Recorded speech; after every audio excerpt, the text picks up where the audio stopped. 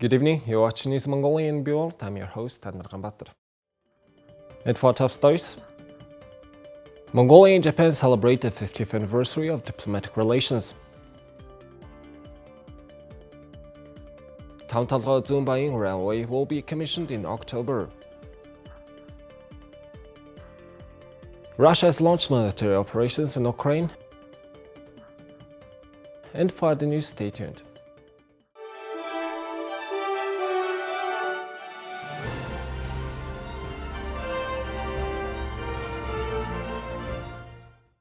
The Ministry of Health and the National Center for Communicable Diseases held its daily updates on COVID-19 status in Mongolia. The Ministry of Health today reported that 497 new COVID-19 cases were detected after tests were carried out at PCR laboratories across the country. In the past 24 hours, 2 new COVID-19 deaths were recorded.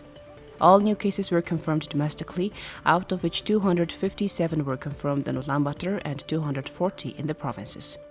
3,238 COVID-19 patients are being treated at hospitals nationwide. Additionally, 11,310 patients are being treated at home. Among the patients being treated at hospitals, 894 are showing mild symptoms of illness and 45 are in critical condition. Around 2.17 million people, or 67% of the population, have had 2 doses of a COVID-19 vaccine, and 31% of the population has received the first booster shot, and 3.1% has had the second booster shot so far. Today, Mongolia and Japan celebrate the 50th anniversary of diplomatic relations. Within the frame of celebration, a Mongolian-Japanese symposium was organized at the Ministry of Foreign Affairs under the slogan "Supporting and Strengthening the Strategic Partnership of Mongolia and Japan in the Field of Business and Economy." On February 24, 1972, the governments of our 2 countries exchanged notes and established diplomatic relations. They exchanged letters citing that the diplomatic relations would facilitate cooperation in the cultural and humanitarian spheres between Mongolia and Japan. On Thursday, the Ministry of Foreign Affairs is organizing a symposium, the Mongolian-Japanese Strategic Partnership, and held discussions on how to improve economic, business, and private sector cooperation. In addition, a photo exhibition dedicated to the 50th anniversary was on display. In past 50 years, I think our bilateral relationship has successfully developed to this current level. I hope bilateral economic relationship will be promoted, and to that end,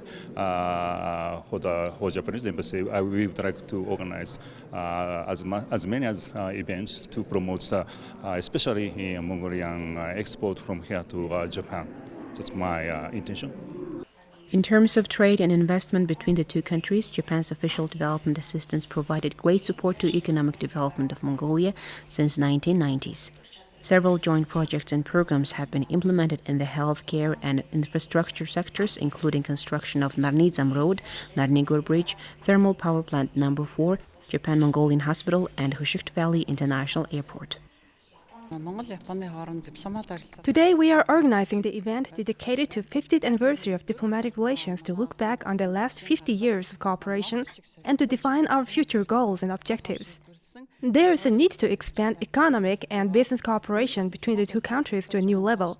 The Japanese investment to Mongolia so far has reached about $1 billion. We also received grants of about $3 billion from Japan. Since 2016, trade turnover has been growing steadily thanks to the establishment of the Economic Partnership Agreement.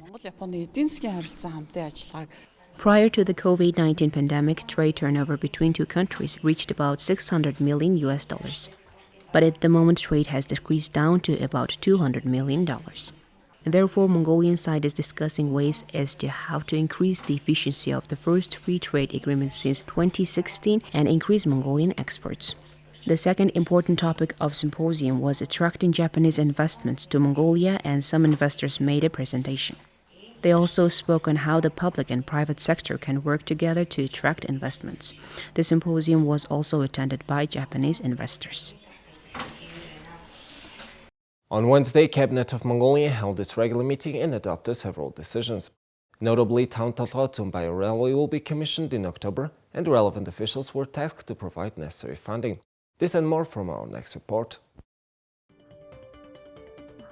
The Tavan Zuunbayan Railway will be commissioned in October. During the cabinet meeting, the chief of the cabinet secretariat Nyamdorch and the Minister of Finance Jokhlong were instructed to obtain the 47.8 billion Mongolian togriks funding necessary for initiating this new railway corridor and maintaining its stable operation. Erden's Tavan Tolgoi Administration and the Minister of Road and Transport Development Halter have been instructed to start testing the facilities by March. There are a total of 37 licensed mineral deposits in the 30-kilometer zone along the Tavan Zuunbayan Railway route. In addition to the Tavan coal deposit, there are large deposits such as the Tavan copper deposit, Harmakhte copper and gold deposit, Manla coal deposit, as well as copper, gypsum, zeolite, and uranium deposits. With the construction of this railway, the deposits and its mineral resources will start contributing to the Mongolian economy and the sales of mining products will increase. Construction of the Tavan Zuunbayan Railway began in May 2019 and is expected to be completed in October of this year.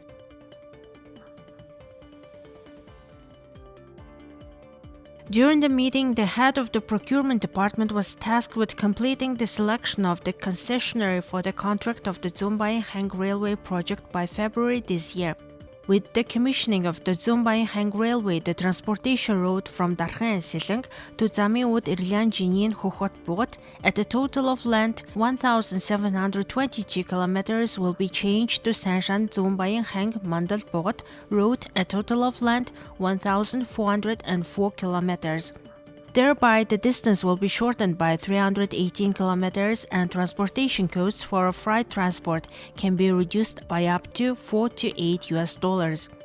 According to the preliminary feasibility assessment prepared by the Ulaanbaatar Railway in 2021, the Zuunbayan Railway is planned to be 269 km long with 2 stations and 4 crossings and will be connected to Zuunbayan Station.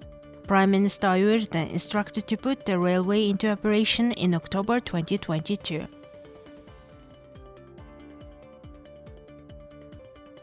The next annual Mongolian Economic Forum will be held in April 2022. At its regular meeting, the cabinet made a decision to organize the next Mongolian Economic Forum, which had been cancelled for the last 2 years due to the pandemic, under the theme New Revival Policy on April 7th and 8th. Currently, plans are underway to organize a series of events that year to expand the economy, accelerate the implementation of the new revival policy, as well as to attract foreign investors. It was also reported that the Invest Mongolia 2022 conference is scheduled to be held in September. For the first time, Mongolia took part at the Berlinale Film Festival, one of the largest movie festivals in the world. The Hotelund Princess movie was screened at the film festival, along with 600 films from around the world. Movie makers say the film plays an important role in promoting centuries-old traditions of Mongolians around the world. The film depicts a well-known princess, Hotel, as she returns the Golden Sutra, the idol of Ugotehan, from the enemy. It also describes the powerful influence of women during the rise of the Great Mongol Empire in the 13th century. The film also aims to show the arms and clothing worn at that time in battle scenes. The first offer came to us from big movie companies. Today we signed a cooperation agreement with a production company in Germany. People of the company are planning to come to Mongolia this year to see the beautiful nature of Mongolia by their own eyes. We aim to release our films abroad and thereby promote Mongolia. Of the 825 films screened at the opening of the festival, more than 600 of them were new releases. A total of 4,144 professionals from the international film industry participated in the festival. Shooter Production has introduced the Hotelund Princess movie to a number of European experts virtually. In addition to presenting all the information on the exhibition site, we did a 3-day screening and presented it to a wide range of experts from around the world. The industry experts conclude that the regular presentation of new Mongolian films at international film festivals, showing our highly professional level, will be a great boost to the economic development of the creative industry, as well as the film industry in Mongolia. As of today, 1 in 2 students is lagging behind in their school studies. Experts say that in such a situation, it is vital for parents to spend their time with their children. They also say that organizations need to give parents time to work with their children and become more flexible. Oyuder, a 5th grade student at school number 1 in Arwa-Hirsum, Orkhanga province, has been learning during quarantine with her father's help for the past 2 years.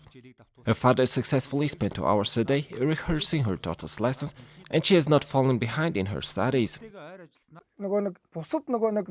Parents should spend more time in reading and on extra learning activities. Parents also need to try not to leave all the responsibilities to the teacher. Also, my daughter's teacher is very responsible. In the evening, she takes homework from children and talks regularly to the parents. This is the standard that parents need to work towards with their children. Especially children in grades 1 through 3 need to get used to their lessons without putting too much strain on them. Studies show that 6-year-olds can concentrate for about 10 to 12 minutes. A 7-year-old's ability to concentrate lasts 12 to 14 minutes. An 8-year-old child can concentrate on average for 18 minutes. However, in our country, a 6-year-old child is 10 times more burdened with lots of homework. Parents try to get their child used to studying from a young age. It gives children brain fatigue. As a result, the child begins to dislike their homework. That's why parents need to have their children do their homework in short spans of about 10 to 15 minutes and give them time to relax.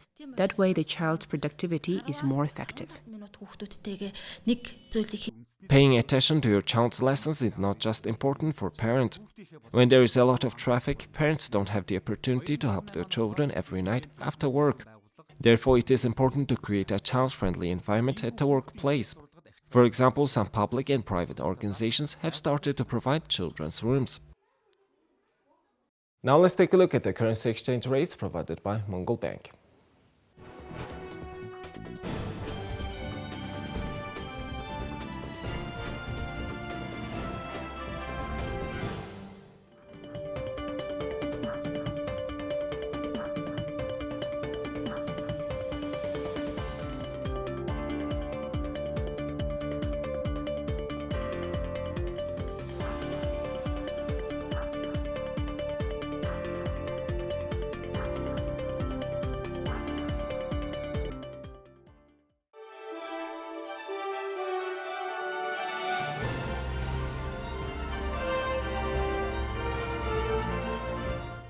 Zuunbayan, an Arnold athlete of Mongolia, had his first fight of the year on Tuesday, February 22nd.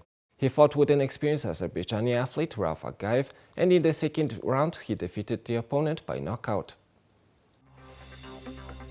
Zuunbayan has won 2 fights in Moscow and has won a total of 4 times in his professional boxing career. His opponent, Rauf Agaev, had 33 wins and 14 losses.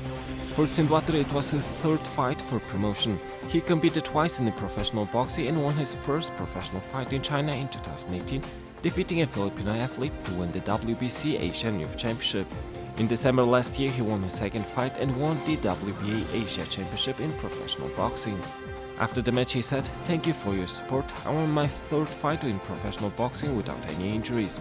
Zuunbayan first won his professional boxing fight in September 2018 against Joseph Amana. On the same day, Bayrkhu fought against Hikmet Garayev of Russia, but was defeated. The 26-year-old made his debut in 2018. Here's the weather forecast of world's major cities.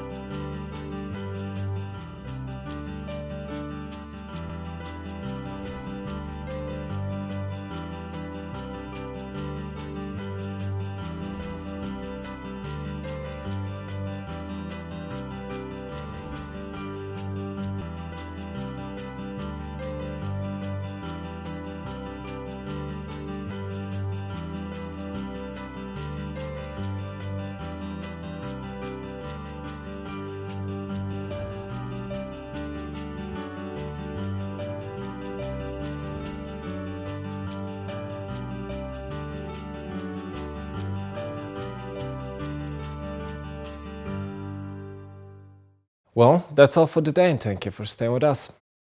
We'll see you tomorrow with more news and updates. Have a nice evening. Goodbye.